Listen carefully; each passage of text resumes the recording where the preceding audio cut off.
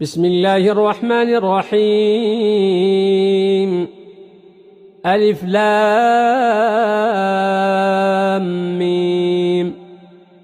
ذلك الكتاب لا ريب فيه هدى للمتقين الذين يؤمنون بالغيب ويقيمون الصلاة ومما رزقناهم ينفقون والذين يؤمنون بما أنزل إليك وما أنزل من قبلك وبالآخرة هم يوقنون أولئك على هدى من ربهم وأولئك هم المفلحون. إن الذين كفروا سواء عليهم أأنذرتهم أم لم تنذرهم لا يؤمنون. ختم الله على قلوبهم وعلى سمعهم وعلى أبصارهم غشاوة ولهم عذاب عظيم.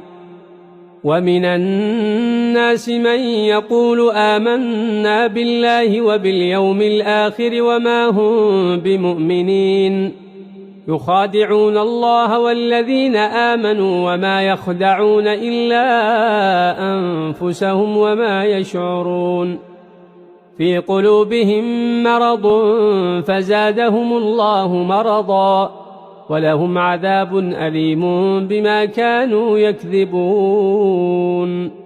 وإذا قيل لهم لا تفسدوا في الأرض قالوا إنما نحن مصلحون ألا إنهم هم المفسدون ولكن لا يشعرون. وإذا قيل لهم آمنوا كما آمن الناس قالوا أنؤمن كما آمن السفهاء ألا إنهم هم السفهاء ولكن لا يعلمون. وإذا لقوا الذين آمنوا قالوا آمنا وإذا خلوا إلى شياطينهم قالوا إنا معكم إنما نحن مستهزئون. الله يستهزئ بهم ويمدهم في طغيانهم يعمهون. أولئك الذين اشتروا الضلالة بالهدى فما ربحت تجارتهم وما كانوا مهتدين.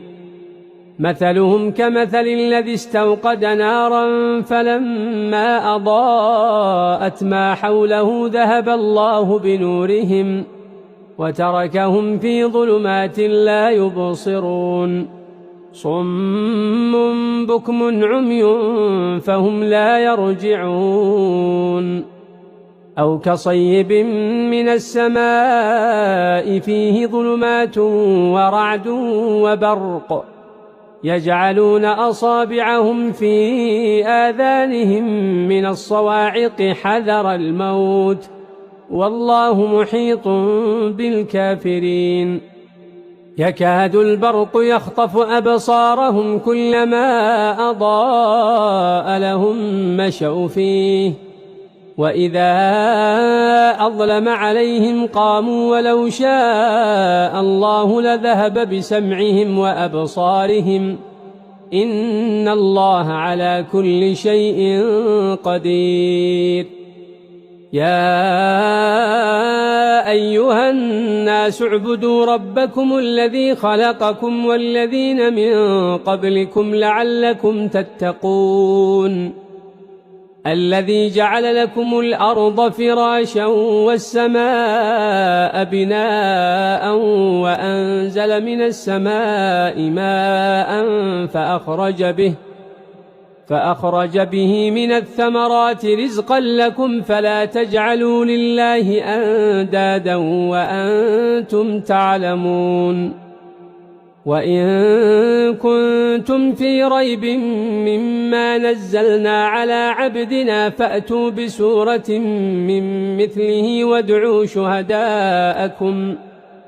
وادعوا شهداءكم من دون الله إن كنتم صادقين.